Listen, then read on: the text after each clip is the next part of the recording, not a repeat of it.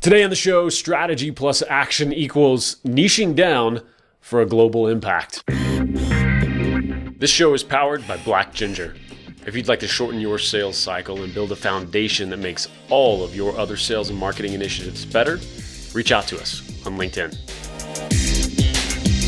It takes a sharp mind to start out as an electrical engineer, become an accomplished project and risk management professional for a Fortune 500 company, and then start your own consulting and management firm focused on guiding lenders and owner teams on global projects. But it takes a powerful vision to only work on projects that reduces carbon intensity across the planet. That's exactly what our guest on the show today has done. With his co-founders at Nexus PMG, he's truly making the world better immediately and for generations to come. Roshan, Vani, welcome to the show. Hey guys, thanks for having me. Absolutely. Roshan. Yeah, so excited to have you on today, man. And for those who haven't listened to that episode with Raj Daniels, and for those who aren't familiar with Nexus PMG, tell us about the company and what you guys are specializing in. Yeah, absolutely. So Nexus PMG, and I think Raj did a good job explaining it. You know, we kind of live right between the investment community of folks that invest in infrastructure projects and the development community. And so what do I mean by that is we have a full-fledged development company where you can outsource development of an infrastructure project to us. That's everything from the permitting, the site selection, the engineering, all the way to folks that can help negotiate the contracts and get a project to a financiable state. And then we also have a services arm that will perform and work behalf of the investors to do pre-investment due diligence. Oftentimes we'll be engaged after the investment's made to oversee the construction of the project. And so, you know, for those of you that have kind of worked in the real estate investment world, you know, it's a really similar idea. When a bank cuts a check, there's usually a third party involved in signing off on a payment certificate. That same kind of idea exists, different terminology, different players, but in the infrastructure world. And so, you know, we do that through the lens of specifically focusing on projects that lower our global carbon impact. And so that's anything from from a water perspective in terms of water treatment to power generation, transmission, storage, all the way to molded fiber, which is an example that Raj gave, where, you know, can we make bowls from miscanthus grass that we use to eat or to go food with instead of, you know, taking single-use plastic and putting it in landfills. But it all lives under that one mission statement of trying to build a better world. Fantastic. I love it. Yeah, and you know, I was so impressed with not only Nexus and where you've evolved, but in talks that you and I have had, you know, I wanted to bring you on to speak around this subject specifically because at some point you and your team kind of drew a line in the sand, right? And hey, we're just going to focus on this.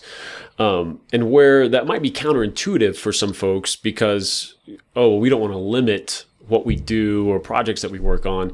It's actually allowed you to have a bigger reach and a bigger impact. And I'd love you to kind of speak on that decision that you made, as well as, you know, what led up to it and the distinctions there that it was an evolution. It wasn't just, hey, we start this and then we go. It evolved and it got there.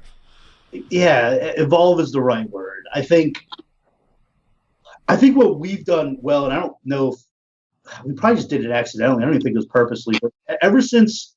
So, you know, the original co-founders, Ben Hubbard, Paul Hammond, and myself, we actually worked overseas in Saudi Arabia together for 3 years. You know, it really starts with kind of like us deciding to leave corporate, and, you know, the idea, and I'll keep talking about in terms of like kind of like this idea I just dropped of macro versus micro, right? The macro idea was, you know, we believe in ourselves. We're really strong. And we knew the market from a perspective of in this infrastructure world, a lot of the bigger players had left circa 2008 through 13 into 14 and even 15, and it left a massive void in the infrastructure market in the United States, right? And so the idea was pretty simple. Early on, we wanted to do right by clients, right? Again, at the macro level, the vision was like we wanted to form a consultancy to help our clients execute better in infrastructure projects. And we were going to be heavily client focused. We were going to take big company processes into the middle market because we know companies were growing from, just say big round numbers, 100 million, 150 million to 750 million from 2008 into kind of 13 as the market was recovering, 14. And there was this huge talent gap with the bigger players not really focusing on that middle market, if you want to, and people have different definitions for that.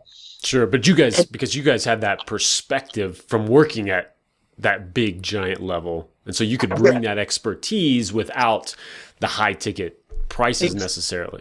Exactly. And we had a great network of folks, right? So we could sell services with a quality team. And again, you look at a bigger company, they're gonna staff a mix of folks. You're gonna pay a little bit higher, just natural overhead costs, right? So the idea was hyper client focus on quality, and really bringing efficiencies into these projects. And now that's not some big grand mission that you're super proud of, but at the end of the day, to where we are today, and I'm really proud of what we do and the types of projects we work on. And I think at a macro, it was just really doing high quality work for clients in the infrastructure space. And then at the micro, we were doing a lot of different things. We were trying to attack it from the different levels, right? So you got the investors, the owners, so the people cut the check into, right? And then they are typically contracting it out to a construction or an engineering company, right? So we were kind of at a micro, we were testing up and down how do we fit into the market? We knew what we could do. We were like testing at a micro with the macro. Whoever our client is we're gonna go above and beyond for them, right? That's the story people are going to tell about Nexus, right? We're the SWAT team, where you bring us in when you're in trouble, or you just know we're going to get the job done at all costs, right? I think the point I'm trying to make here, and I promise I'll get to that line in the sand when we drew it, is you used the word evolve earlier.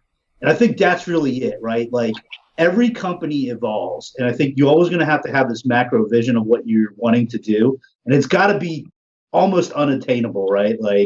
So, like at all costs doing right by the client, it's just not attainable. At some point, you're going to fumble. And so but as you grow the business and you actually hire employees and you're responsible for other people's livelihoods, it's okay to say, okay, yes, we're still client focused, but our team matters just as much, because now it's just not the three of us, right? Like people have families. Like, am I going to expect people to work crazy hours like I do just because I'm crazy like that? Like, no, that's not fair, right? So it's okay to evolve the mission over time and become, we want to, where we're at now, just so everyone knows, like our definition of our values is we want to build a better world, which I talked about a little bit on how we're trying to do it. We want to build better people, right? And that's kind of this point I'm making on like evolving into, as you grow, it's okay, to refocus a little bit. It can't just be about your clients. Your people have to matter too. And then we want to have fun doing it. And that have fun doing it is the reality. These are hard projects. These are high stress environments. There's things that we're doing and implementing solutions like, 3D laser scanning, or Bigger Than Us, Raj, and, the cartoon he dropped on the 31st, which we've actually released since then. Those are all fun things that speak to our side of like, we can do things a little bit differently.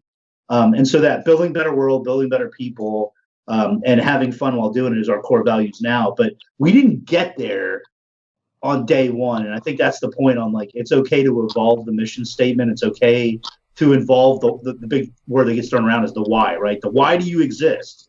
Well, the why you exist on day one can morph, 3 years into your journey.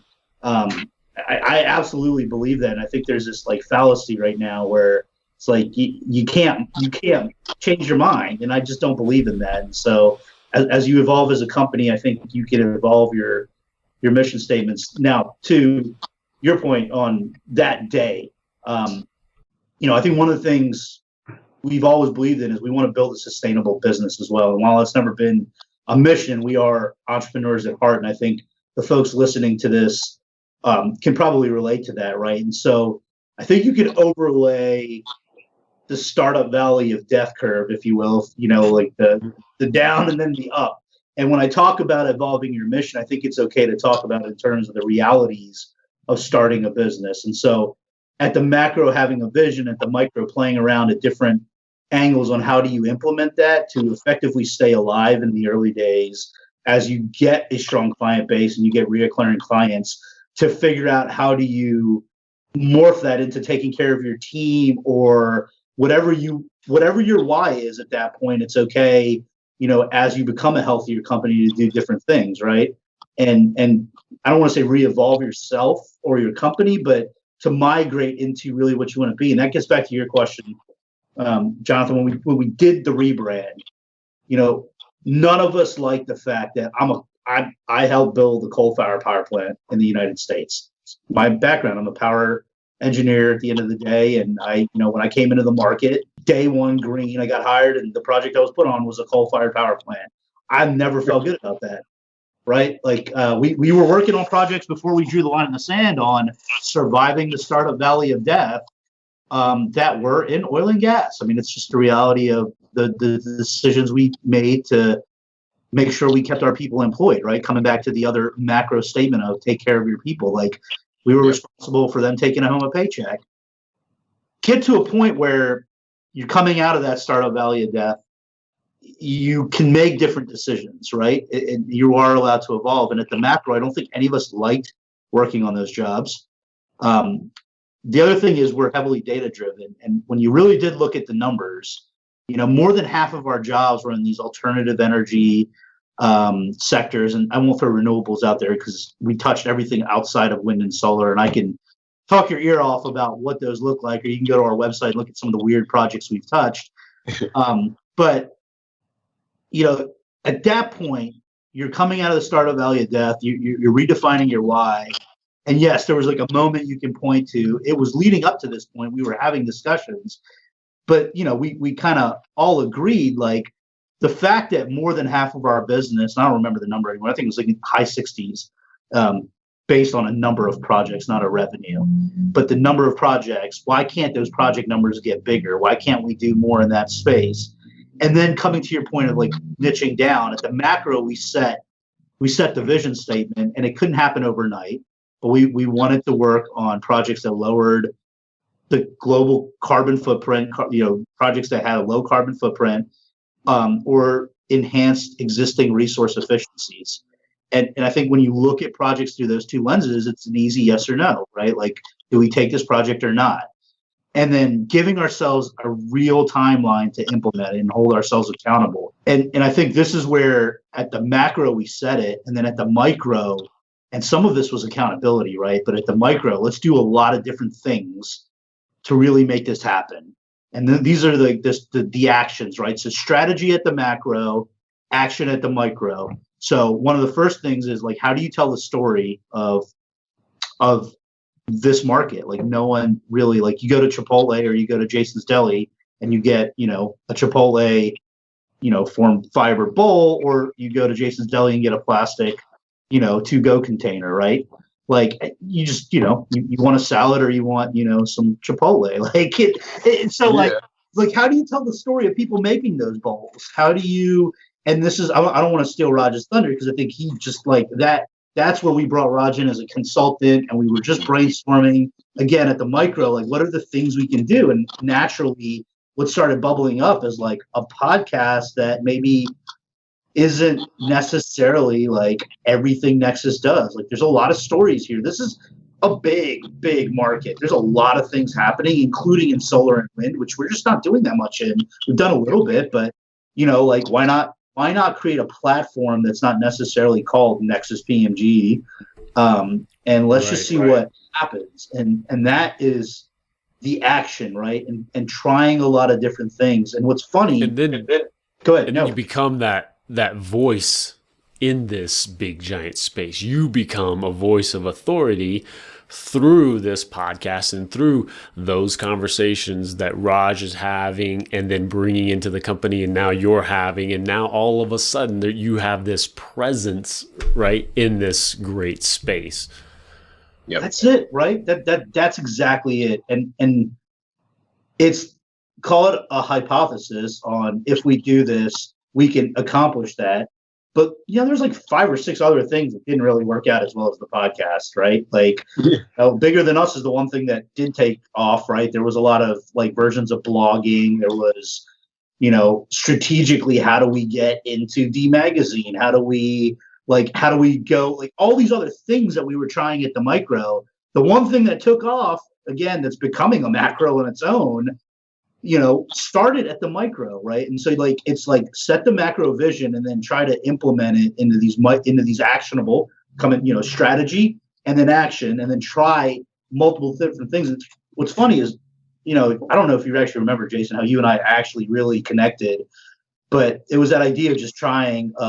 I was trying to build a voice app, which has nothing to do with anything. I'm just a technology. Do you remember this, by the way? I don't know if you remember this. That's right. That you were mentioning at the coffee clubs when you first came there. Yeah. And it was like, I just want to try to build a voice app, like no real like macro. I believe voice is going to be a big thing. And at the micro, I wanted to understand it, right? Same kind of thing. Macro, micro is how I think. So I had no audio content. So I made a fake podcast just for me. And then I built the app to feed the RSS feed into, just to build the app that I wanted, right? Mm-hmm. And I accomplished that. Those were building blocks at the end of the day. When we were talking about a podcast, I was using Anchor, right? We launched on Anchor. Like, just a lot of things. Like, I already knew audio slicing at that point. We were, Raj is becoming a pro at that, but like, he didn't know any of that. We internalized all of that. It's like, hey, here's what I use, right? And so this idea of building blocks and what you learn along the way by implementing multiple micro strategies will eventually could become something different in the future at the macro. And it just comes back to that word, evolve, right? Like, don't be scared to try something new. And like I said, I can rattle off 4 things that didn't work when we talked about telling our story. And the one that you're hearing about is the one that did work. And so it's, again, actionable steps is not just picking one thing, but it's trying to sprinkle, as an entrepreneur, multiple different strategies and actions, finding the one that starts, taking off and then doubling down on it, right? Like, I can't promise you this comic thing we're releasing is going to work, but we're getting a lot of positive feedback, and it's, it opens up a lot of other things for us, right? Coloring books, kids, venues. I just sat through my first PTA. I got a son in kindergarten. I would love to figure out how to get a comic into a PTA thing. Like it could be whatever we want it to be. And that's what's fun about when you try multiple things. Good. I feel like that's what's great, because there's 2 aspects of this why that you talk about, and 2 important distinctions. One is that there's 2 ways to approach it, right? Either in some are bad in the sense that, a lot of people take this approach of, well, I've got to have my why before I start, right? And they never start because they never figure out that why, or they have this big why that's driving them, but they're not going to start this thing in this direction, this way, because it's not this why, right? Yep. And I love your story of that, is that, we had to do this before we could ever even understand our why, realize we want to do it, and approach it. And then, but I think coming out the other side, having it now you can create that podcast around it, create that story, create those sales conversations anchored in that why. And now you have this point, but you had to get there. If the 3 of you guys were still doing your day jobs until you kind of landed on that perfect why and the way that, oh my gosh, it would never start, right? That's it. Just start. Find something, and like, even if it's, I want to build the best charter school in the world. I mean, like, that doesn't mean you can't start as a, substitute teacher. I know it's like a ridiculous example. It's like, if your goal is to run a school, you probably need to understand the education system a little bit, right? Even if it's not exactly your school, like, it doesn't hurt to just get started and start walking in that direction. I don't know, maybe we changed the strategy plus action to just start, but like, the idea of the macro and then the micro steps to get there is, when you talk about niching down, is like, 7 years into the game, I guess it was technically year 6 or 5 when we made the decision, but it took us 5 years to really get to working on the projects that we wanted to work on. I mean, just like, if you really let that sink in, like, I spent a career working on projects I didn't want to work on. We launched a company. We worked on projects I didn't really like. And I was doing things like, even in the early days, that I was doing like year 1 and 2 of my career because we didn't have a team, right? So like, you take all of that around, like, what do you want to become? Like, there's a lot of small steps. There are very few people that, like, just like in month 3, they just knock it out of the park perfectly, right? And I think, and like, if you start with that optimistic mindset of like I know what I want to do, but like, I just got to get started. Yep. That's really what we're teasing out of this conversation. That's probably the truth, right? One of the things for me right now, and I'll take this away from the BTU Raj conversation, is, this company started on the back of innovation and trying things differently, and that's one of the things that I'm, when I talk about building a better world, building better people, this enjoy what you do thing is a big part of what I believe in, and so there's this thing that we just launched internally called Nexus Idea Hub. And it's literally like, you got hubs, and hubs are just a topic like innovation or hardware or IP, and then you click it. And we built this all in-house, right? So this is one of the great things. We have a software company that develops. Yeah. So we're a services company with a software business, and we have developers. We can build things.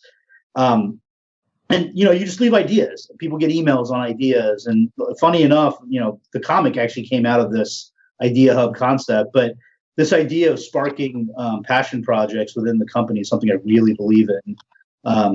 I just think that if you can create that atmosphere of, we're busy, even on projects that we like working on, they're not all like rosy, like great time. Like, these are still high stress projects with a lot of money at stake. But someone had the idea of taking the real estate scanning tool, Matterport. I don't know if you guys know what it is. Yep. Fantastic tool. Blowing up in the real estate market. Like, why aren't we doing that in infrastructure? Fuck, buy Matterport and let's try it. I mean, it's like it's not cheap. Don't get me wrong. Coming out of the startup valley of death, like, there's some extra cash there now, right? Like, yep. Like, go buy it. See if we can turn it into something. And like, why not? Like, that's the fun part.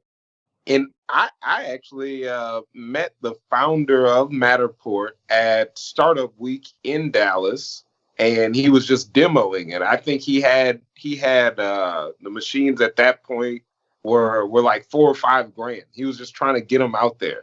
And now I'm in Spain, and I'm seeing ads in Spanish in Spain on YouTube, on Instagram, and he's everywhere. And I could just see that idea he had really, changed the real estate world, changed how that process happened, and that's just huge, But it is like you guys, it's looking at examples of things that have worked well in other industries, and just taking those, and how can we improve on this or apply it to our own industry. Fusion food. I always go back to food. It's the same thing. You take a technique from Mexican cuisine and mix Cajun food, and then what do you got? Cajun tacos. Yeah. Chicken tikka on pizza, baby. That's a thing. It is beautiful. And it is a beautiful marriage, man.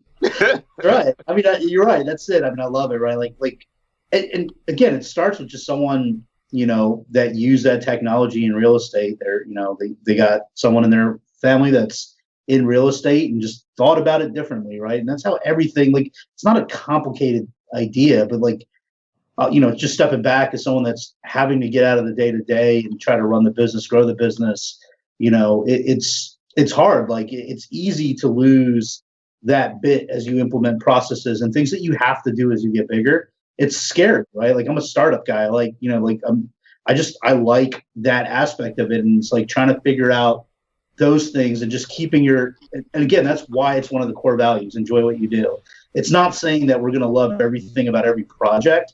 It's creating and fostering an environment where, I don't know, I'd love for someone to say, like, I'm going to take some beat up car and drop the engine and convert it into an electric vehicle for whatever reason. And like, if I got a bunch of gearheads that, work with our team and in Greenville, South Carolina, in our other office. And like, that's an idea I've dangled multiple times. Like, if you guys want to go buy like an old Beetle and convert it into an electric, like, let's figure out if we can make that work. Like, cause I just think it'd be hilarious to wrap it in a logo and say it's an electric Beetle. I don't know why. I just think that'd be the most ridiculous thing in the world, and it just fits.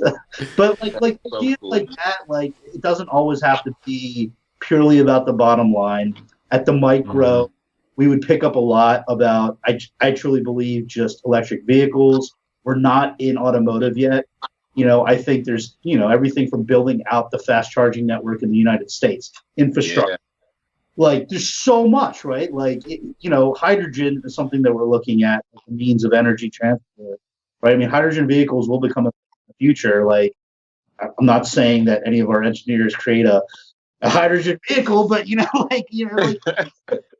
idea of, like, play at the micro, maybe you rename it like building blocks, because that's really maybe what I'm getting my head around is like what I'm talking about is this is actually how our brains learn, right? Like we build these little memory, like, I don't know what the actual term is, but like these little blocks, and we build on them and build on them. We take these concepts and we string them together.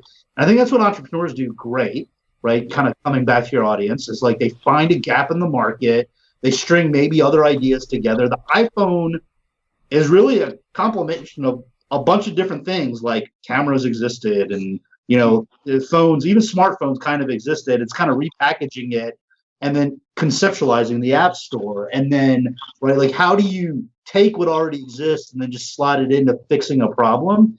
And this idea of, like, you can really apply that to anything, right? Like building blocks. This idea of, like, you like voice somehow in there. I've done nothing in voice outside of that app I built, which is kind of dead. But I learned about podcasting, and that's a thing now. It is.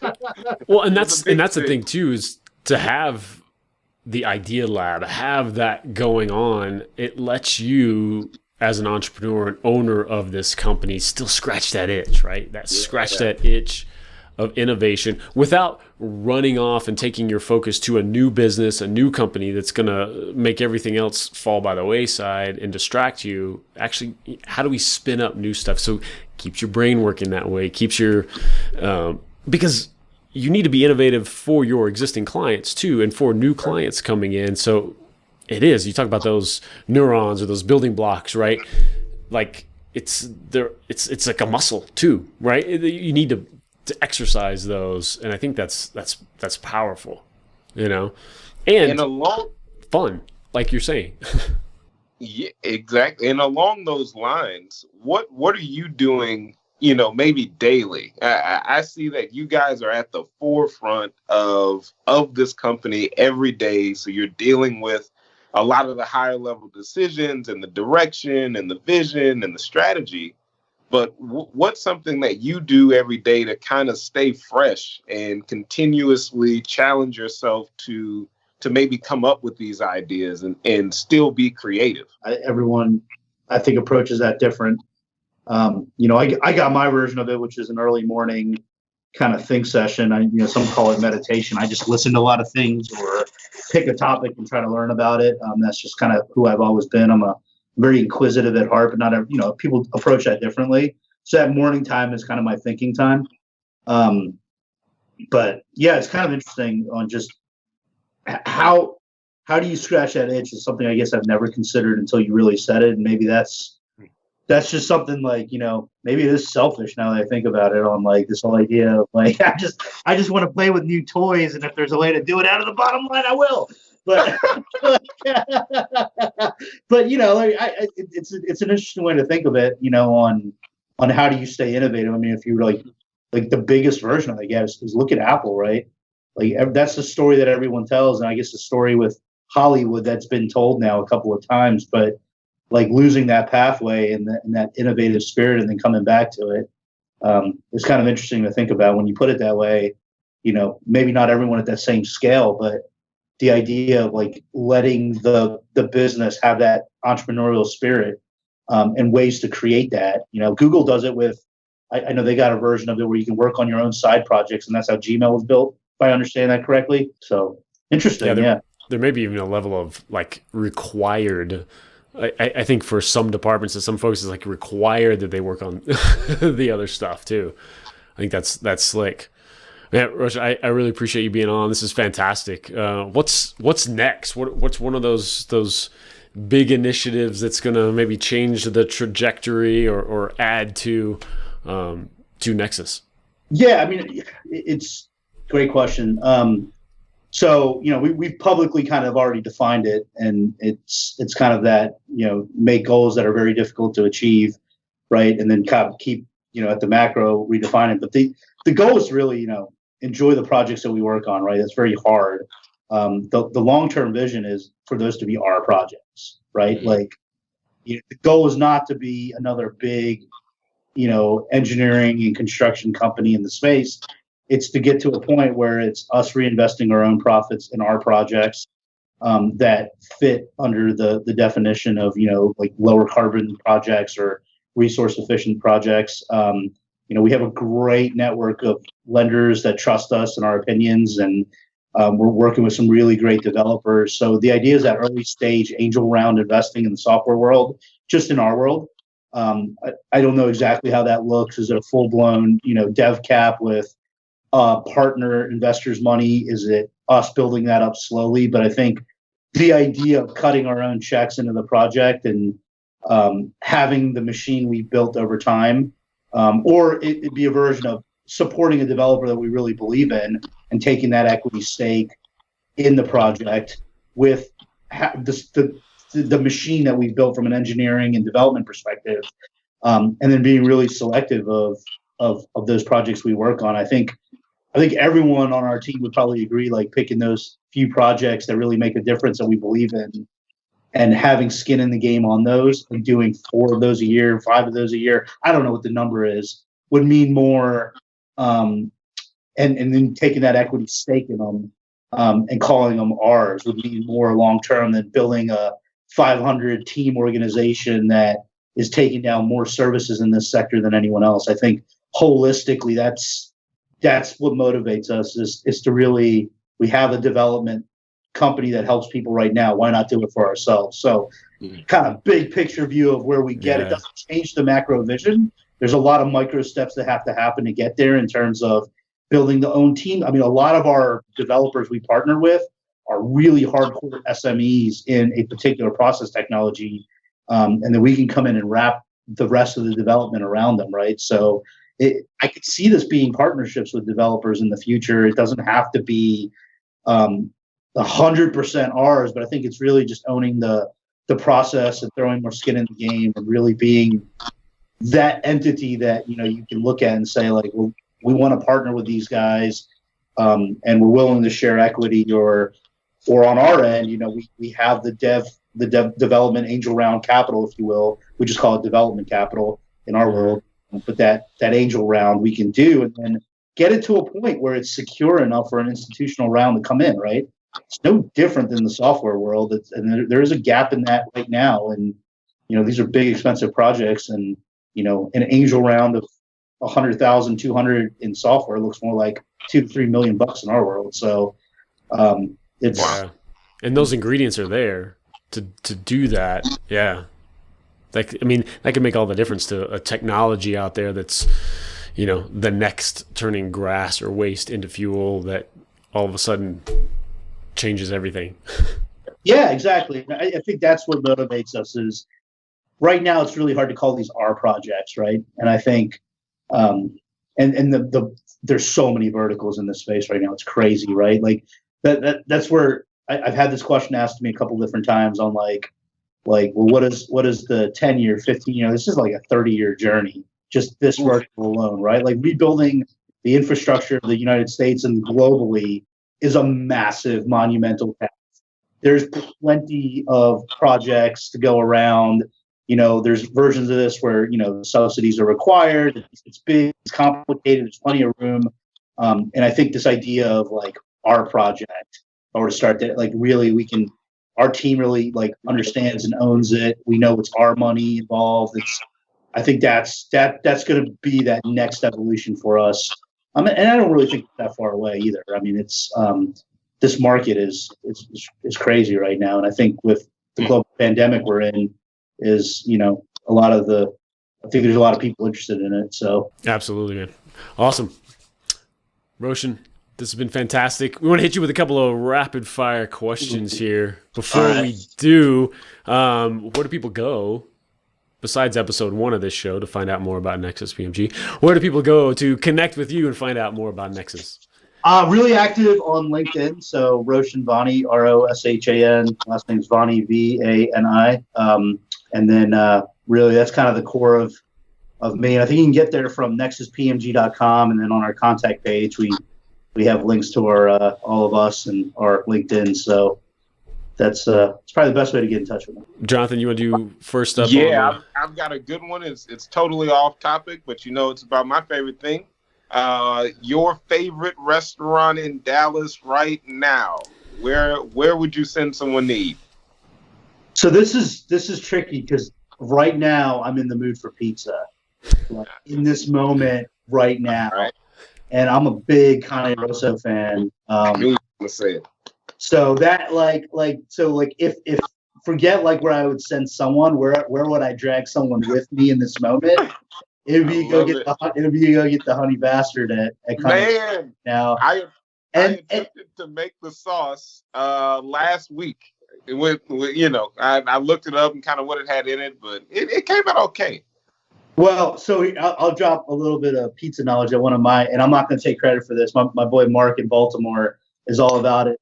He's the hardcore pizza guy, and so I didn't know this, but have you ever had the Paulie G on that pizza at Probably. It's a spicy with the drizzle on it. It's so good. Yep. Anyway, I didn't know this, but Paulie G's is like a spot in New York, and I guess they got one in Baltimore as well. And so that's actually the namesake for like the original like Paulie G's, and like that they kind of, I don't know if they made it together. I'm gonna butcher the story, but my boy Mark was all about it and introduced me to the Paulie G. So those are the two I'll actually get, and I'll eat them back and forth. So I love it. I love it. I'm so excited. I'm like stumping on the floor right now. I love it. I didn't know you were a foodie. Like I looked you up right before this, and I was just like, you and I are gonna be best friends. And I can talk food all day long. And then I find out you're a hot sauce guy too, and I'm like, oh yeah. So for me, like the pandemic, like again, silver linings. Like I'm an optimistic dude by heart. Like I've always wanted to start a garden, but Nexus, like I lived on the road. Yeah. Love my wife to death, but if start a garden, it's my problem. So I was able in this pandemic to actually start my garden finally, and I got like amazing pepper plants. And so I got in the middle of this pandemic into hot sauce. So I'm growing my own peppers. I'm not growing everything that goes into my hot sauce, but I've done all kinds of hot sauce now with my jalapenos. I've picked up a couple habaneros at the store. I don't grow those yet. I'm going to grow them next season. But yeah, man, food. Get me on a food blog and let's just talk food, or a food podcast. Let's talk food for an hour, because I could go deep. I'm with it, man. I'm with it. And when I come back to Dallas, I do have a food show. So when I come back to Dallas, Jason and I are going to link up and see how we can film the American version of it. But I'll send you a link to that too. Just have me like be the random guy that shows up and eats and then leaves. Like, no, you're gonna be part of the show, man. Every episode, you're the tester. Like the camera just pans over. There's Roshan. Oh, he's in this restaurant too. He's in there. That Red Indian guy again, just eating in our frame. That's our guy. I love it, man. I love it. Yeah, that's a good takeaway, guys. Like, like life is hard right now. Try to find happiness. Thanks so much for being on, man. This has been a blast. Enjoyed it, guys. It was a fun combo. Fantastic. Yes, thank you. Thanks for listening. You've learned what's working on the front lines of business. Now it's time to get to work. Apply to the Strategy and Action group on Facebook to learn more and for a chance to connect with the guests on this show. Join us next time for Strategy and Action.